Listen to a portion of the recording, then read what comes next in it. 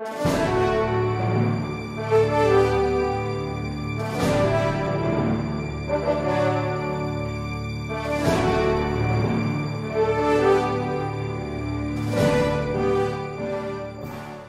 to avoid collision with other co-equal branches. However, I'd like to go to the other part of the letter, Your Honor. In line with this, the undersigned respectfully requests clarification on the intended scope of the defense panel's examination of the undersigned, and also whether they intend to treat the undersigned as an unwilling or hostile witness. So ngayon po, ang tanong lang po namin, may nabanggit na po ba ang defense panel kung ano po ang scope ng kanilang examination? Kasi ang sabi po namin sa prosekusyon, sabi rin ni Secretary De Lima, lahat po na yan at testify ko na yan eh. Ano pa ba ang pwede kong sabihin dito? Baka 2 araw na naman po na hindi ko pa nasabi o wala silang oportunidad na matanong nung panahong nag-testify po siya. In fact, hindi mo rin po pwedeng i-claim ni Chief Justice Corona that he is deprived of due process rights. Hindi po. Ang Korte Suprema po, in fact, nung winitold ang court, wala talaga kaming opportunity to ask them. Kasi hindi talaga sila pumunta tinatago si Secretary De Lima. In fact, nag-appear na siya. Ang hiningi lang po ni Secretary De Lima at ng prosekusyon, ano pa po ba ang gagawin? Pang-delay na lang ito ang pag-testify niya. Kasi ayon po sa request, these are the same issues discussed. So ang hiningi na lang po, Your Honor, if they've answered the question of, and also whether they intend to treat the undersigned. Are you asking for a reconsideration of the ruling of this court? Well, Your Honor, under I'm you... asking you. Yes, Your Honor, if there is a senator who is willing to move for a reconsideration, of course, we would be very happy because that's natural. That is our motion. And secondly, Your Honor... well, then you ask there's a senator who asked for a reconsideration because I cannot allow a waste of time in discussing this. The chair has already ruled. Actually, Your Honor... The proper procedure is, and I understand where you are coming from, Thank you po. To ask somebody to make a motion for reconsideration. Actually po, nasa judgment ng senator, ang hiningi ko lang po, may tanong po, nalinaw na po ba ng depensa? All right, if the defense wants to explain the Secretary of Justice to come back and be their witness.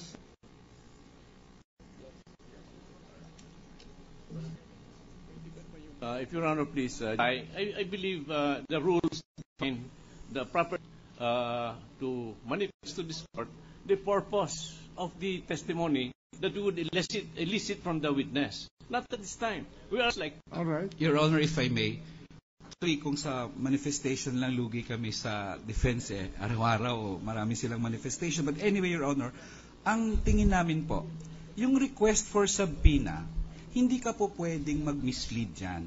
Kasi nung nagdesisyon ang impeachment court at ang Senate President for that matter, siyempre tinignan niya po kung may relevance. I assure you, Mr. Counsel, for the prosecution, that this court cannot be misled. Yes, Your Honor. We are as intelligent as you are. That's what I also presume, Your Honor. But they are now saying that they have certain purposes It is not that they did not... It is not a presumption. We are elected by the Filipino people because they think we are intelligent enough to protect their interests. Yes, Your Honor. My point being, however, Your Honor, is that meron pala silang mga purpose na hindi nila sinabi dito sa atin. And I'm sure that when the court decided to grant the request, tiningnan nila ang validity, ang relevance, ang materiality ng request. Ngayon po, kung hindi po pala yun ang intensyon nila at may iba pala silang purpose, sana naman na-apprise yung impeachment court para makadecide ng impeachment court kung relevant pa nga bang testimony o hindi po. Do you know their intention? Ang intention po nila nakalagay sa request nila. Ang tanong ko lang po, yun pa ba ang intention nila? Sinagot ka na eh. Ang sagot po nila, may intention po silang iba. The pero request of the gentleman is denied. Well, thank you, Your Honor, but we Honor. hope that the clarification later on for the purposes, we will reserve our objection, of course, to any new purpose that they will.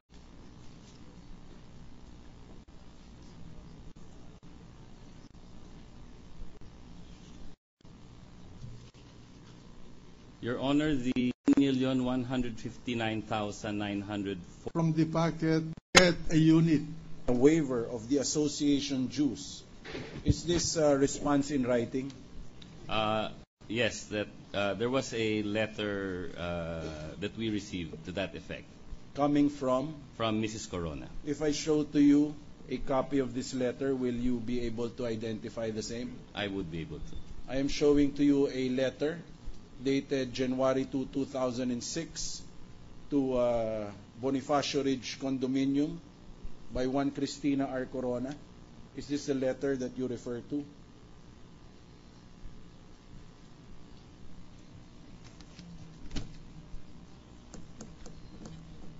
Yes, based on our records, this is the letter.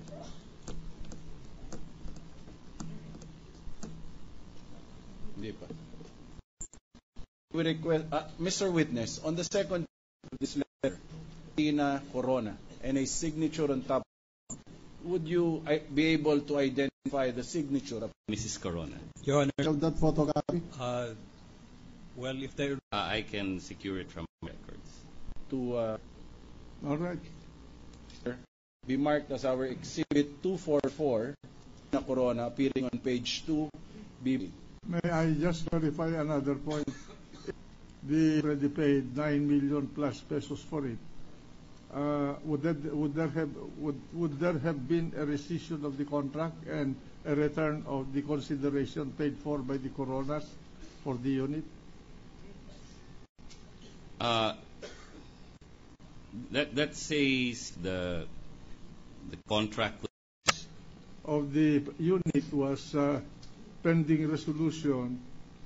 There was already a value paid for by the Coronas for that unit. That's correct, Your Honor. All right, proceed.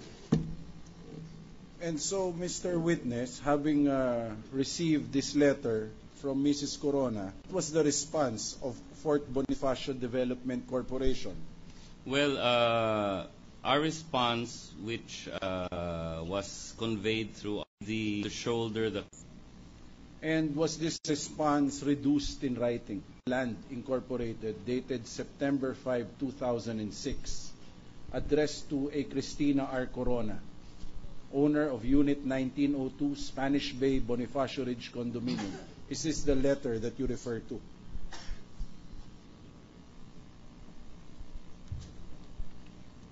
By the way, Counsel, what is the purpose of this line of questioning? Your Are Honor, you trying to say that, are you justifying the non-inclusion of the respondent? Your Honor, for clarification, the unit was reported in the Statement of Assets, Liabilities, and Net Worth of the Chief Justice in 2010, And not before? and not before. What was reported before with respect to that transaction? There was no report, Your Honor, with respect to that transaction, and it is our theory that at There that was no reported value in the previous end of the Chief Justice with respect to that transaction because the unit was not yet accepted. Yes, Your Honor, that is the reasoning for the none of the purchase until 2010, Your Honor. Yeah, but did not Mrs. Corona to the seller of the unit as a receivable? There was no option. Will not State during the offer of testimony of Secretary De Lima. Thank you, Your Honor. Counsel for the defense, call your next witness. Yes, Your Honor. Good afternoon, Senate President. Attorney Lichalco, we're calling our next witness, Ms.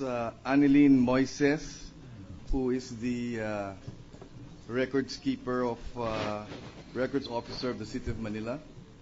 But just to abbreviate the proceedings, stipulation, because she's really just being presented to.